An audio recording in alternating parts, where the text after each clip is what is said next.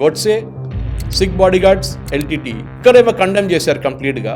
Sick body guards మీరు సిక్ను చంపేశారు, కానీ ఎల్టీటీ చేసిన తర్వాత మీరు అసలు నోరు తెరవలేదు. నాన్నగారిని చంపిన మనిషికి నేను వాళ్ళని పార్డన్ చేస్తున్నాను మర్సి, ఎందుకు? మీరెవరండి? మీరెవరు? అట్లానే గోడ్సే ఫ్యామిలీ కూడా అదే చెప్పాలి కదా. హిస్టరీ చూడండి, అక్కడ ఒకటి గోడ్సే బ్రాహ్మిన్ కమ్యూనిటీ వాళ్ళు చాలా మందిని చంపేశారు, ఇందిరాగాంధీని సిక్కులు చంపారు. దాని తర్వాత ఇక్కడ వచ్చిన తమిళ్స్ రాజీవ్ గాంధీ గారిని చంపారు. దాని తర్వాత వీళ్ళని జైల్లో వేసిన తర్వాత వీళ్ళని రిహా చేయడానికి ప్రియాంక వాద్రా వెళ్ళింది. Why should you interfere? ఆ రోజు విశాఖపట్నంలో ఉన్న రాజీవ్ గాంధీ గారు చెన్నైకి వెళ్ళాలనుకున్నప్పుడు, అప్పుడు మెడ్రాస్కి వెళ్ళాలన్నప్పుడు ఆయన ఎయిర్ క్రాఫ్ట్ హైదరాబాద్కి వచ్చిన తర్వాత ఖరాబ్ అయినప్పుడు ఎవరు ఆయన్ని ఫోర్స్ఫుల్గా చెన్నైకి పంపించారు, మెడ్రాస్ పంపించారు? ఎవరు శ్రీపెరంబదూర్ తీసుకెళ్లారు?